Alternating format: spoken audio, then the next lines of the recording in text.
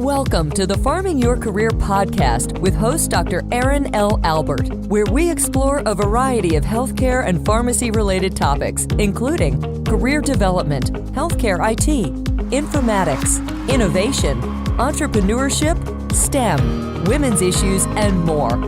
Farming Your Career podcast is part of the Pharmacy Podcast Network, and Aaron has had the #1 most downloaded episodes of 2016 and 2017 of the entire Pharmacy Podcast Network. Now, here's your host, Dr. Aaron L. Albert. Welcome to Farming Your Career. I'm Aaron Albert.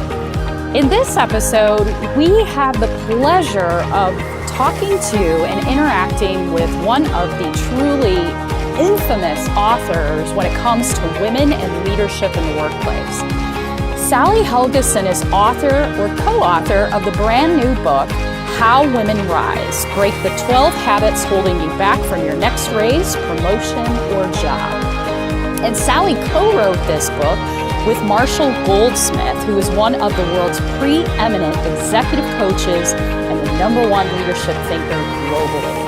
Now back to Sally. She's done a lot of work with women and leadership over the course of her career and is widely regarded as the gold standard when it comes to women's leadership.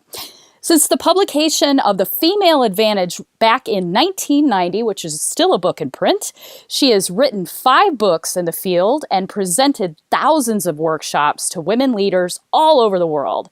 She currently lives in New York. You can find her at her website, sallyhelgesen.com. She's also on Twitter and LinkedIn.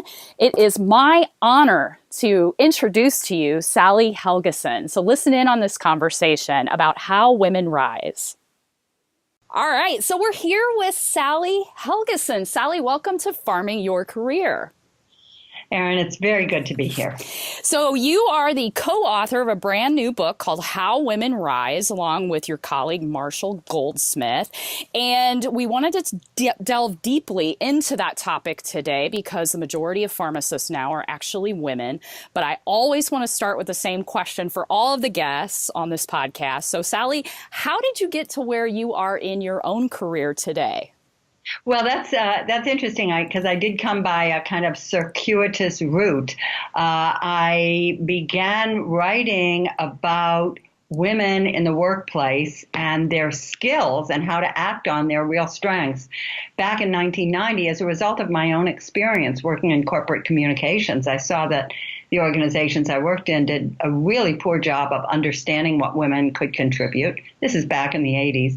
And so I wanted to start writing about what I thought women leaders could do for organizations. So I started researching some of America's best women leaders, wrote a book about it, and called The Female Advantage, Women's Ways of Leadership. And I think because it was the first book that looked positively at what women had to contribute, rather than how they needed to change and adapt, it became quite popular and set me up with a brand new career, writing about, speaking to, and doing leadership coaching and workshops for women all over the world.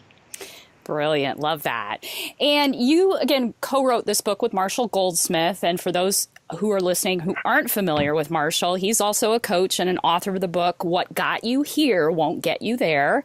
And it's my understanding in doing research for our chat today that book kind of sparked some of the onus for this project. So can you share a little bit more about that collaborative piece between you and Marshall? Oh, certainly. Marshall has been ranked for the last 8 years as the #1 executive coach in the world, and he's got an extraordinary practice of CEOs worldwide. What Got You Here Won't Get You There was about the behaviors that get in the way of successful people, and the premise and the sort of brilliant idea behind it was that the same behaviors that can help you earlier in your career can start to get in your way as you become more successful.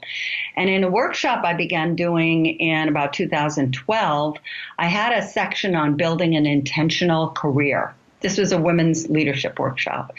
And I decided to use What Got You Here, Marshall's book, because he has a lot about, intentional behavior intentional development. And while I found it to be enormously helpful, it was also clear to me that some of the behaviors in the book, probably driven by the fact that his coaching base is about 75 to 80% men, were not behaviors that were particularly problematic for women. For example, I think the first behavior in there was learn to apologize. And as we all know, there are many women who cannot open a door without saying, I'm sorry. He had things like, don't always talk about how great you are. Not a problem for most women. So I saw that while the overriding idea of behavioral change being appropriate as you moved higher was great, some of the behaviors needed to be adapted for women. So I said, let's collaborate on a book about behaviors that get in the way of successful women, that's more specific, based on our many decades of working with leaders. So the obvious answer to the question of who is this book for, I think, is women. But I think in listening to some of your other conversations around this topic, men actually are at an advantage when they read it as well. So who all is targeted for this book? And then is the book actually designed to be read from cover to cover? Is it read in bits and pieces? I'm just always curious about how the author thinks that the reader should consume the project or the book. Love that question. We've had very strong reaction from men, one of two ways, one of which I expected, the other surprised me. The expected one was men say, this book is invaluable in helping me understand and be a better coach, mentor, leader for the women I work for, the women I work with, and the women who work for me. So that didn't surprise me because it's very helpful in that way. But the thing that has also surprised me is how many men have come up to me and said, I really identify with some of the behaviors in this book. So especially men who are more introverted, who might be physicists. I had a physicist the other day come up to me in Minneapolis to talk about that. Or it might be kind of more subject matter experts and not, super duper salespeople, charismatic CEO types. So I've had that reaction a lot. And what I've concluded is that these are human behaviors. They are not women's behaviors. They're human behaviors, but they are the behaviors that are most likely to get in the way of women as they seek to rise. So that's really how that has gone there. In terms of how readers should use it, yes, I do think this is a book that's designed to be fully read, because what we do is we talk about specific forms of resistance to change, how that affects women. Then we lay out the 12 behaviors. And, basically you can read about the behaviors that you think may affect you. It's like, if you're a Sagittarius, do you really want to read through what's going to happen to the Cancer that month? If you identify with a specific behavior or set of behaviors, then you'll want to read that and see, not only what it is, but also how people have dealt with it. But then the concluding section of the book is very much about how a template for tweaking behaviors that you have identified that get in your way. So I think that's, in a way, the most important part of the book, but it doesn't make much sense unless you read through some of the behaviors and do have a sense of what might be helpful for you to change. Yeah, those three major pillars I found very helpful in going through the book myself. And so let's dig into a little bit about these 12 different behaviors that you outline within the book. And I looked at all 12. I think one that a lot of healthcare professionals, particularly pharmacists, fall into is the perfection trap, which is habit or behavior number 7.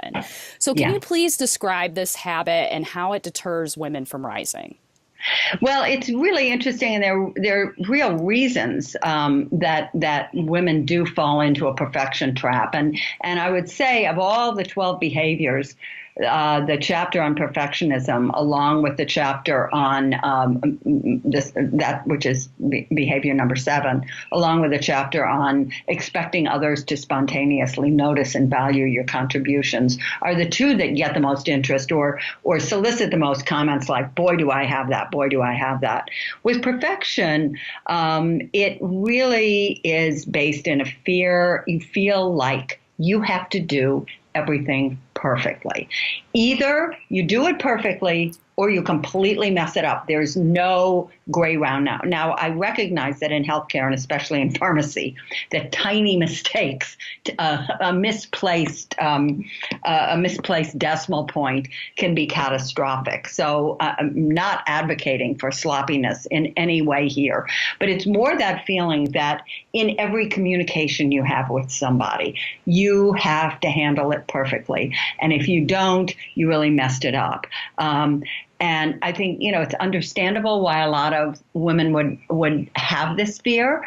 Girls tend to be rewarded for doing everything right in school and being good students, whereas boys often get more latitude, especially if they're beginning to change. But one of the things we also found in doing research is women tend to be rewarded for precision, and men are more likely to be rewarded for boldness. And this can be really problematic for women because at the highest levels, some degree of boldness and vision and risk-taking are more highly valued. Precision and correctness don't get you to the top levels in organizations. So it's really a case of what was helpful to you early in your career, being precise and correct, can, as you have a bigger span of control, more people that you're working with, that can get in your way. And there are 2 other things about perfectionism that I think it's really important to understand, and they have to do with stress. It is expecting yourself to be perfect creates an enormous amount of stress for you as an individual. You're always, because we're human beings, so we always fall short of the mark of perfection. It can cause stress. It can cause us also to invest in the wrong things in our careers, like trying to develop our expertise so we become really perfect at what we're doing, rather than also building the kind of relationships that ensure our visibility and ensure that we'll really be recognized for what we contribute. So we undermine ourselves if we're perfectionists by over-investing in the task we have to do, and feeling that we're going to be rewarded for that. We create stress for ourselves, and often, engage in a sort of negative dialogue with ourselves if we feel like we've messed something up. But you know what? We also create stress for other people. I've been doing this a long time, and I've never heard anybody say, I work for a perfectionistic boss and I love it. People just don't. And when you expect perfectionism from yourself, you often expect it for others and have very little tolerance for mistakes, and you can't then become somebody who really helps people, coaching people to not make the same mistake. You're tough on them. You sort of metaphorically beat them up for a mistake they may have made. So it makes it hard to let go of judgment. There are just many, many ways, including things like risk and delegation and stress, that perfectionism really undermines you, and it undermines you more and more as you seek to move higher and have a larger span of control. But it gets in your way at every step of the way, I'd say. Yeah. And, one of the things that I loved about your book in particular in outlining the issues or challenges or behaviors is also that you provided examples of real world people that, were exhibiting these behaviors. But you also mentioned that these behaviors could be a strength as well. And around the perfection trap, you outlined an avatar called Dana, and Dana was the healthy perfectionist. So please share with our listeners, who Dana was and how she got it right. Well, Dana's real. I mean, avatars, these are all real people who are drawn from, the workshops I've done or the coaching I've done or the coaching Marshall has done. So they're very real. And Dana is probably the number 3 person on the executive committee at an extremely large Connecticut-based technology company. And she's a fantastic leader. And she really, she's a lawyer by training, and she puts a lot of effort into every product that she creates for her organization. But what is fascinating about her is, like any perfectionist, she notices every detail, but she doesn't let her notice of the detail overwhelm her. She can notice that a detail isn't perfect. She can make an assessment about, that could have been done better, but it's not a deal breaker. It doesn't undermine the integrity of whatever this product is. This can be an opportunity so that we can all get better at what we're doing. Maybe it's our process that's a problem. And, I think in healthcare, particularly, often mistakes that are made are process mistakes. But when you get perfectionistic bosses mixed into the picture, they get so focused on who made the mistake that they don't begin to look at, okay, what's the process here? So noticing a detail and being overly invested in reacting to that is important. 2 other things that perfectionists often suffer from, that Dana specifically, even though her work was so stellar, did not suffer from, was, first of all, she was great at delegating. And, perfectionists have a hard time delegating because they expect everything should be done perfectly. So they might as well do it themselves, since there's a bigger chance in their view that it will be done perfectly if they do it.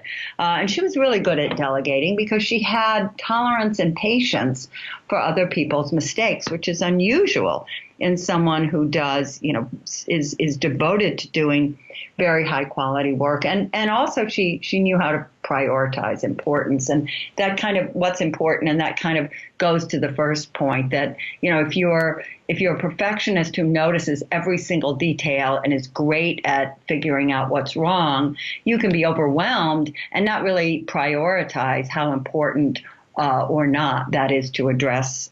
So I think she provided a really good example there of how it's perfectionism, being super precise and super correct. That's a strength. That's not a weakness. That's a good thing. It's just you want to sort of prevent the shadow side of that from overwhelming you, or it can become problematic for you through your career.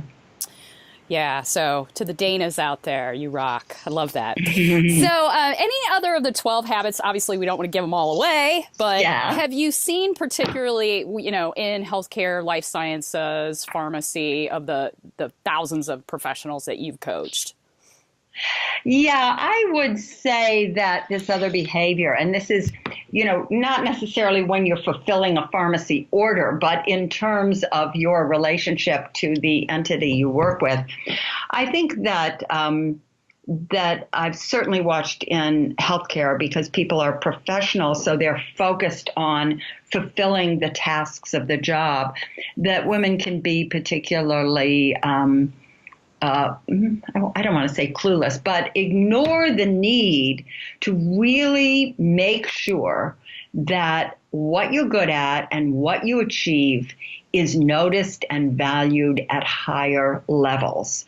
And often women, I find, and I certainly find this in healthcare, expect others to notice and value what they've contributed. And when I ask women, are you good at bringing notice to what you're contributing, I often hear, that they're not. When I say, why aren't you good at that? I'll hear people say things like, well, if I have to act like that, jerk who's my colleague and is constantly talking about how great he is, no, thank you. Well, that's not a good answer, because there's a range of behaviors in between sitting back and hoping people notice and being an absolute jerk and talking constantly about yourself. And it's important. And I think we've got a lot of good stuff in the book about that, in How Women Rise.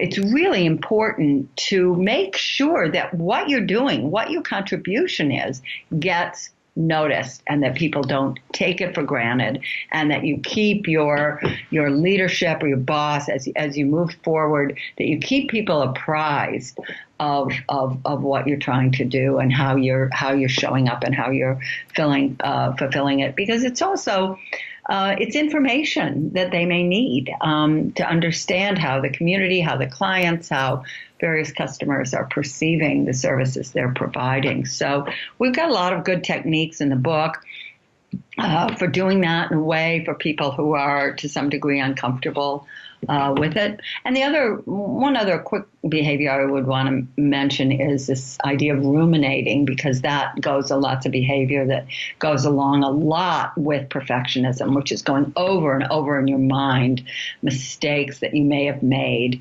and trying to figure them out, with the idea that if you constantly think about them, that will help you avoid it the next time. And really what you do is create a lot of stress and negativity for yourself. And Marshall said something that really landed strong on me. He said, I have never worked with a woman as a coach. I have never once in all the many years he's been doing it, no matter what level she is, who at some point I don't have to say to her, don't give yourself such a hard time. And I think women do that, and rumination is part of that. So, again, in the book, we talk a lot about ways to not give yourself a hard time, ways to give yourself a break while showing up also as a professional and learning what you have to learn. Yeah. And let's go back to habit 2, expecting others to spontaneously notice and reward your contributions. Your other avatar or real person that you noted in that particular chapter was Ellen. In Silicon Valley. Yeah. So let's say Ellen or somebody reading this book identifies with habit number 2. So can you share with us maybe one tip or trick, or share with us what Ellen did to kind of start correcting that habit? Let me share what Ellen did. Ellen was a young engineer out in Silicon Valley that I worked with a number of years ago. And when I was talking about this behavior, she said, I've got a perfect example of that. She said, I'm an engineer. She said, but I'm fairly extroverted, and I've always prided myself on having a pretty good network, and people are in touch with me. I'm kind of a go-to person in my unit or division. She said, and I got a new boss, and when we went away on the performance review retreat, the feedback he gave me was, you're excellent at your job, but you're not very good at connecting. You don't seem very connected in the organization. And she said, I felt like I'd been kicked in the stomach, because the one thing I feel like I'm really good at, he had no idea. So she started to go down the rabbit hole of rumination and think, he's the wrong boss for me. Maybe I shouldn't be here. Maybe I should be in a different career, et cetera, et cetera, et cetera. And then she realized that there was no way he could have known all the people she was connecting with, because he wasn't watching her. He wasn't monitoring her office or her email. So she decided to start sending him once a week a brief 2-line email that just said, Dear so-and-so, this week I connected with, and then she'd name somewhere between 3 and 6 names of people. And that's it, Ellen. And she got no response. She said, I felt like an absolute idiot. I felt like he was going to say, why is she doing this? Why is she wasting my time? I don't need to know this, et cetera, et cetera. About 2 months later, he came up to her and he said, that was really important. That's information I need to know, because it helps me understand who my unit is connected with. So it was a very simple, and that's sort of the theme of this book. It's not rocket science. You don't need to go back and rethink, how you were raised, or, that time in the school lot when somebody said X, Y, and Z. There's simple behavioral tweaks that you can make that will make you more effective. And that's what Ellen did. She just stepped up, sent a 2-line email that just encapsulated. She didn't start by saying, I'm so sorry, or, this may be wasting your time, or, all the other minimizing. That's a big behavior in the book, minimizing things that women often do. This will only take a second, but no, she just conveyed the information, put it out there, and he found it very valuable. So she learned a really good good lesson from that. And I think it was partly because it was information he needed to know, but it was partly because she did it in a very professional and non-apologetic way. She felt she might be wasting his time, but she didn't feel the need to say that to him. Yeah, and I love that it was just a small thing. You know, it doesn't have to be reinventing the wheel here. She just, sent that tiny email, and it grew from there. So I love that solution. And there's many other solutions in the book as well.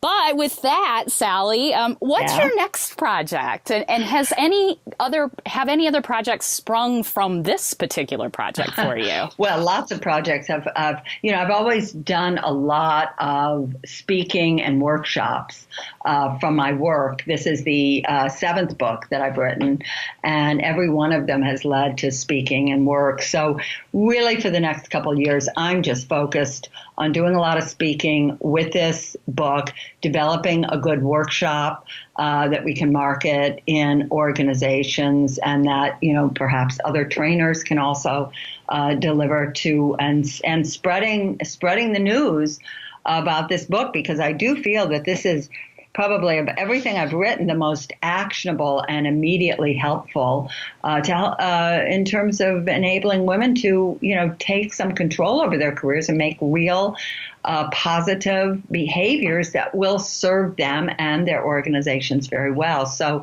I'm going to be focused on this for a while. I'm booking a lot of events and developing workshops and doing a lot of podcasts and speaking about it. And this is just fine for right now. And I really don't, want to take this international. I've done a lot of international work over the years, so we're doing that. But I'm going to be pretty focused on this for next 4 or 5 years. Yeah, and I saw that you're coming to the Indiana Conference for Women this fall. Hopefully I'll get to meet you there. So I'm very excited about that. Oh, good. Well, do introduce yourself. I've done a lot of work in Indianapolis, and it's a place I always really enjoy going. So I was thrilled when they asked me. Yeah. I'm doing Pennsylvania and Texas and Massachusetts as well, the big state women's conferences. So any of your pharma listeners who live there might be interested. Yeah, that would be great. So Sally, where can people find you and connect in meaningful ways to you online? You can find me at my website, sallyhelgesen.com. It has a contact button there. My email is sally@sallyhelgesen.com. And although we've got a good social media team that's on all platforms, it's really LinkedIn that I do my connecting. And so connect with me on LinkedIn. Well, with that, Sally Helgesen, co-author of How Women Rise, thank you for being part of the Pharmacy Podcast Network. My pleasure, Erin.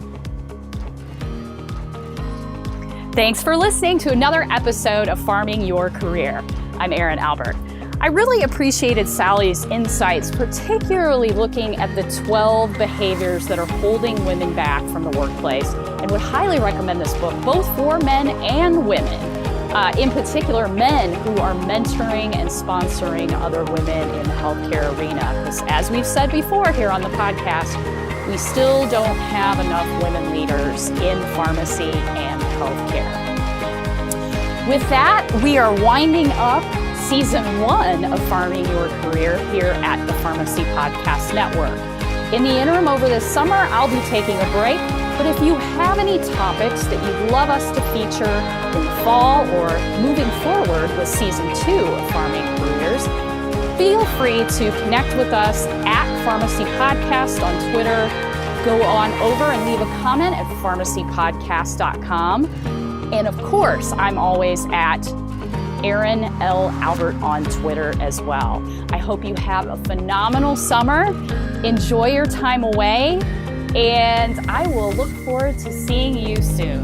Take care. This is Erin Albert.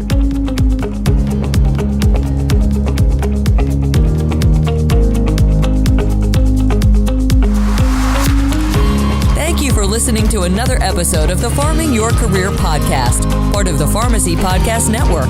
If you have ideas or comments for Erin, be sure to contact her through Twitter. Follow her at Erin L. Albert. And remember to keep your career growing.